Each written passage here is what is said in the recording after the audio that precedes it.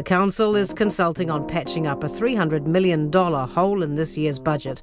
When councils are looking at the books, there's one thing that always gets eyed up first: books. Wayne Brown is considering a mixture of staff and services cuts and raised the idea of replacing paid librarians with volunteers and reducing library hours. The majority of Auckland's local boards are proposing to reduce libraries' hours from 7 to 6 days a week. Cuts to public services like libraries and swimming pools could be on the cards for Christchurch as the council scrambles to avoid an 18% rates rise next year. And when Christchurch Mayor Phil Major said last month that community libraries were just buildings with some books in them, book lovers got pretty mad, including author Rachel King.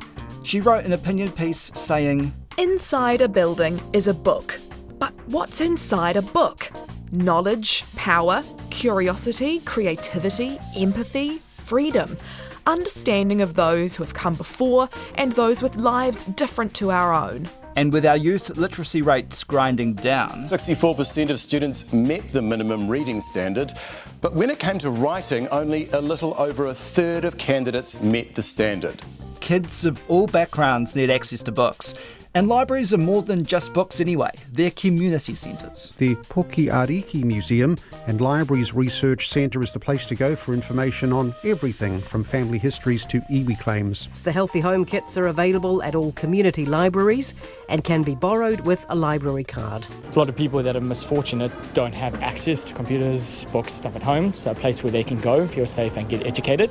His comments aren't just insulting, they demonstrate a woeful lack of understanding of just what libraries do. They provide everyone access to information. Using volunteers is simply a recipe for shorter hours and a rundown in services.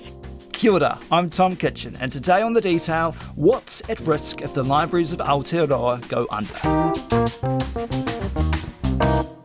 David Riley is passionate about libraries. He was an English teacher by trade, but he writes books too.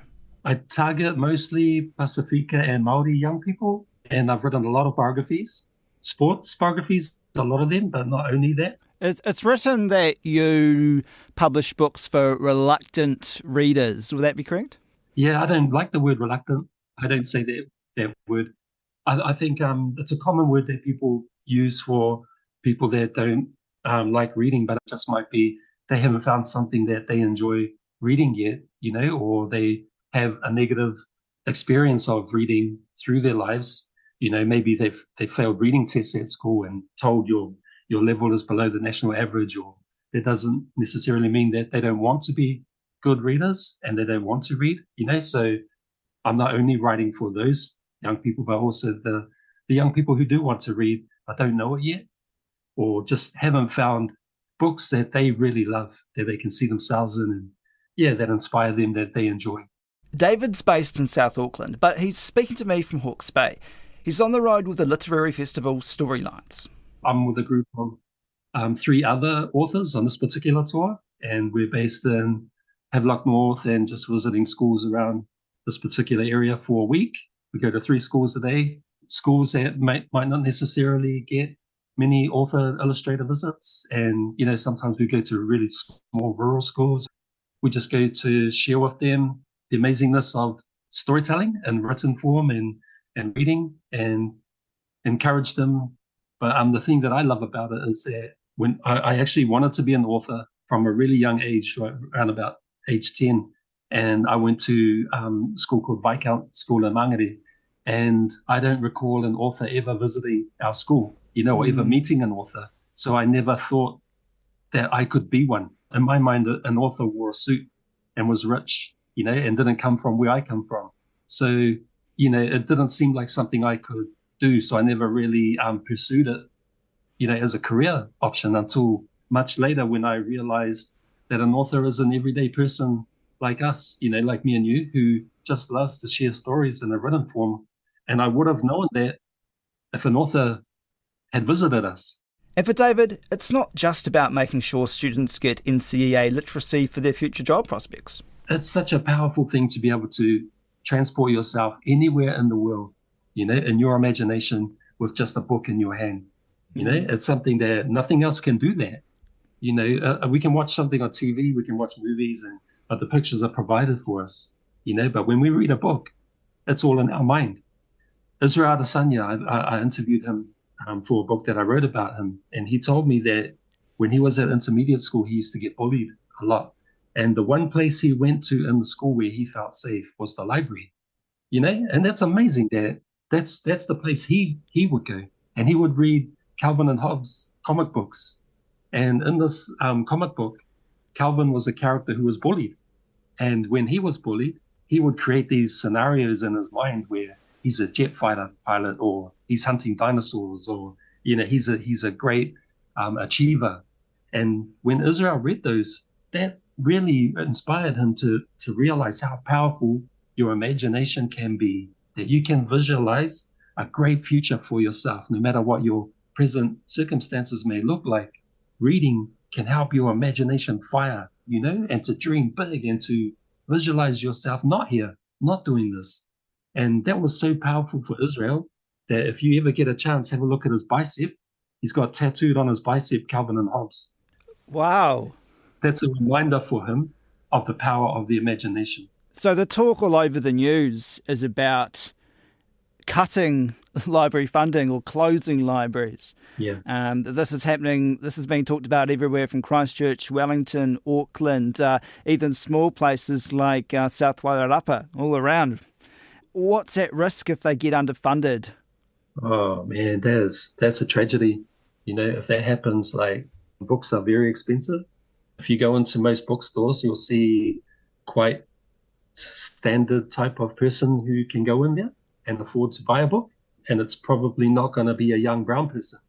And it's also not going to be probably someone from any culture, from a low socioeconomic background. Where are they going to get books from? It's the library that provides books for free for us. If you take away that, our population is going to become dumb. We're going to become dumb. It'll be a tragedy. This is the one place where people who can't afford to buy books can still experience the joy of reading. Within the whole country, 1 in every 3 are active public library users, so that's pretty high. Richard Mesile is the president of Lianza, the Library and Information Association, and he's also a connected communities coach for the Otara Papatoetoe area with Auckland Council. Before this role, he worked in libraries for over 13 years. He sat down with our producer, Alexia Russell. Just about everyone, all the big cities are looking at ways to cut money. Mm-hmm. Just about all of them have settled on some form of cuts to libraries. Why are libraries such an easy target? Yeah, we spoke about this with our team, and we were looking at the UK model and why they had shut down so many libraries. We looked at the 3 R's, and they said that the purpose of council should be roads, rates, and I forget the last R, but... Is it reading? No, it wouldn't have been reading. It would have been those, what they term the essentials, the immediates, to deal with the immediates. And I think, Wayne Brown's alluded to that as well. If there's issues with roading and Rodney, you deal with that rather than the library. So, I think libraries is perceived as this nice to have. So if you get to the nitty gritty and you want to slash things, then you get rid of the nice to haves, and that's where libraries sit. Is it really though? I mean, yes, you do have this trio: roads, rubbish, and... That's it, rubbish. That's the one. But who else is going to do it if councils don't do it? Yeah, that's right. And I guess that's a thing that libraries... I'm not sure if I can use the word struggle, but they don't express their value enough. And that's probably why they're seen as the nice-to-haves. But if they're not there, and I've asked this question when I was managing a library in Otara, Tupu Youth Library, New Zealand's only youth library, and I used to ask myself the question, if Tupu wasn't in the space, because there's no other council services around, where would the kids go? And I asked that of all libraries, actually, if there's no library sites, no library spaces, like all those services that they deliver on behalf of local government and central government, where do they go? Where do the community go? Where do people go? I wouldn't know. Tell me a bit about those services they deliver. You talk about them not being very good at blowing their own trumpets, essentially. What do libraries do that perhaps someone who hasn't been in one for a while might not realise? Yeah, that's a really good question. So obviously people know the base, which is always books, but books are always, they're still super important. Obviously our literacy and numeracy determine the well-being of a country, and New Zealand's pretty good there, although it can do far better. So that, for me, that's always been the base provision of books, especially to communities that won't have readily access to literature as such. But then there's also all the other stuff outside where, we just had the elections. Libraries were some of the spaces where you could go voting. You could go do your advanced voting. Same deal with the local elections last year. One of the libraries I look after sits next to WINS, used to sit next to the Department of Internal Affairs and Inland Revenue. The Department of Internal Affairs went, and so people came to the library saying, we were told to come here to print out a certain form that we need or WINS have sent me over and said, I need an email address to be able to set up an account, but I don't know how to set up an email. And so it's our libraries that step in to kind of cover those services. Then there's all the everything's surrounded around with the community, homework clubs, when you work together with the local schools, author talks, book promotions. There's a whole range that for me, I've asked the question, if the library wasn't here, where would this service go?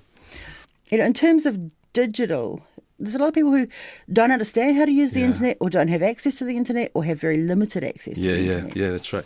With my previous example around the central government department, and not just them, but any organisation that says, you need an email address to register with us, and often we find that those who aren't literate in or are strong in their digital literacy, they would come to the library and say, they've asked me to set up an email account, and they've just got no clue. They've got no clue how to set up a Gmail or a Hotmail and so forth. So there's that service being provided, but then there's also a whole bunch of communities, a whole bunch of families and people who don't even have a laptop at home, and so libraries provide that free access to a public PC. And for Auckland itself, the Auckland library system, that's shot up. It had gone down. There was a decline before COVID, but now it's just extremely high.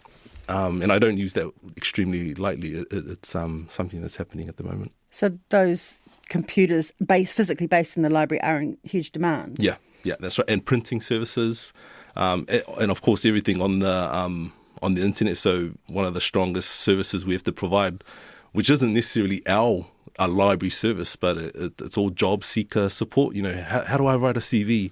How do I apply for this? And I remember even just last week I was helping a gentleman. He came in with a USB, plugged it in, and he said, I need to add one more job to my job experience column. And I opened it and I said, this is a PDF. You can't manipulate a PDF. But his English was a second language, and he said, but I don't know how to add it. And so went through with him, did the snipping tool, copy-pasted everything back onto Word and said, just type it there. And so I would imagine there's so many people like that, and I don't know where he would have went to get the help if the library didn't exist. So, talk to me about your area in South Auckland. How many kids, especially kids doing NCEA, use library services just to get the basics of what a lot of wealthier kids have at home? Yeah, really strong proportion. A couple of years ago, the Ministry of Education had chucked in some funding so they can run, and I forget the name, but the aim of the project was to try lift up NCEA rates for Pasifika students, Māori and Pasifika students.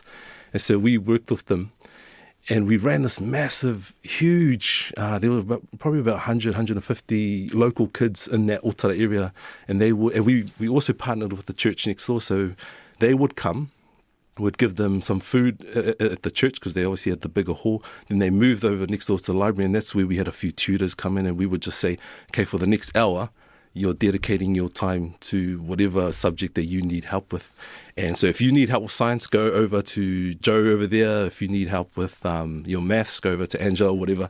And so for an hour, that's where the kids would go. And The intake was huge, and the success of it was high. It was a really good rate. So there's definitely a lot of kids out there, a lot of youth, a lot of students who require the services of a library to really help with their studies.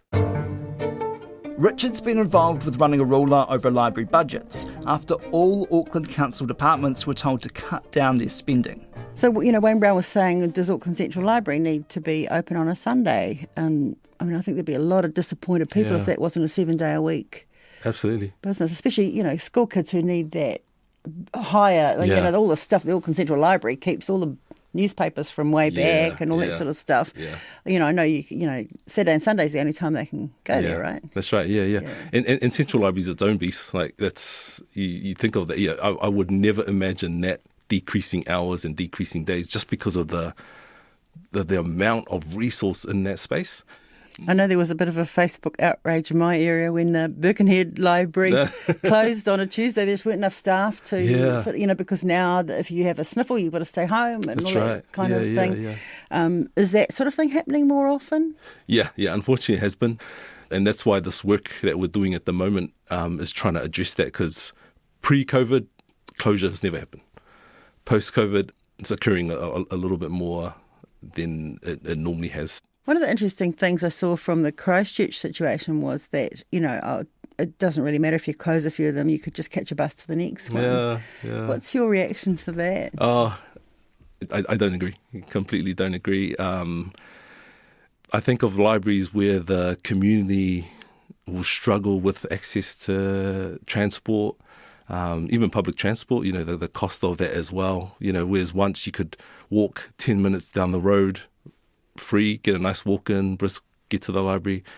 If you decide to remove that and tell people just hop on a bus and go to the library in the next vicinity, for me it shows the mind of someone who hasn't really kind of seen it on the ground. I can understand what he's trying to do, cutting costs and so forth, but at a community level, that's just not going to work. Why are libraries such a hard sell to local body politicians? Because they don't know the value of it. I would expect for people who say the things that some of our leaders have been saying to be people who haven't been in a library for a long time. And I think they've got this misconception, and understandably, because I did some studies with a lot of Pacific students around their idea of the library, and it's always that Pākehā woman with the white bun and glasses who would growl me for making noise. And so that image has stuck, and it's so hard to pull that and shake it and say, no, the library's something different. And I'm wondering whether that image is stuck in the minds of our leaders when they need to actually come and check out what's happening and see that's far more vibrant, far more energetic, and there's a lot more that they're providing that wasn't provided previously. Can you think of any argument other than money for not having a public library in your city? Wouldn't that be a city without culture? Yeah. There's a lot of research out there that says if you value culture, if you value arts, heritage, and so forth, then you put the value on the library. And how a city looks at its public library, even educational institutions, how they value their academic libraries, school libraries, and so forth, will show you how much that institution or that city or whatever values arts, culture, heritage, literacy, and so forth. So, yeah, I honestly couldn't imagine, and I could be extremely biased here, but I couldn't imagine any place without a public library. So if you were pushed and, the powers that be said to you, you must cut something out of your library budget, where would that cut go to do the least harm?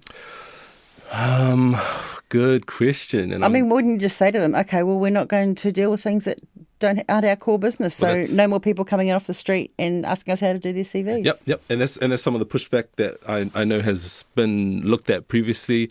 If you're going to cut some of our funding, then okay, we will have to decrease hours, or we'll have to get rid of this day, or some of the services that had been provided earlier, we're not going to be able to provide, and so forth. So I know at the moment for Auckland, there's a struggle with research services. It was one thing that they had to really look at and say, well, if you're not going to be paying, then the research services we're going to offer to the city will have to decrease because we just can't man it with the money that you're giving us. What about the possibility of reaching out to other government departments to fund some of those things, like the Ministry of Education? Yeah, absolutely. Like there's I think of the Ministry of Education. I know recently I was at a conference for the New Zealand Law Librarians Association, and Justice Goddard had been talking about how the technology in the justice system was very outdated, and they actually needed, in his view, the public library system now comes in because we want to give people access to the information that's in our database and so forth. We're better than the public library. So, if I had the chance to speak to Justice Goddard at another time, I would say, it would be super keen, but then there might need to be some help with funding to give that service and so forth. So, definitely Ministry of Ed. I think of MSD when they send people over to the library they're minor things, but they're things that's absolutely needed for people to carry on with stuff and with MSD. When we did a submission to our GNZ, the Local Government New Zealand, when they were looking at the future of local government, that was part of our recommendations, was some of our services be either fully funded or partly funded, in partnership with the central government. But let's face it, when times are tough, no one's putting their hand up to give you any money, are they? Yeah, that's right. Yeah, so it is a bit of a hard one, but I guess we'll put a line in the sand and we'll say this: if you want what we're providing to be sustainable, this is actually what we need from you guys. Back to author David Riley. I know I keep coming back to reading in terms of library. I know it's a lot more than that, but it's also an artistic place. It's a place where you find art in the form of literature and storytelling. Why is that the cut? Why are arts the cut? People who don't see a value in artistic things, or they don't see it as valuable as collecting the rubbish or making sure the road, doesn't have holes in it. I mean, those are all important, of course, but so is that part of us. That's the human part of us. Otherwise, we're just like what I said before, just dumb animals walking around, on nice roads. That's it for today. I'm Tom Kitchen. The Detail is supported by the Public Interest Journalism Fund. This episode was engineered by Jeremy Ansell. Our producers are Alexia Russell, Bonnie Harrison and Mark Jennings. Thanks to David Riley and Richard Mizile. Ka kite an.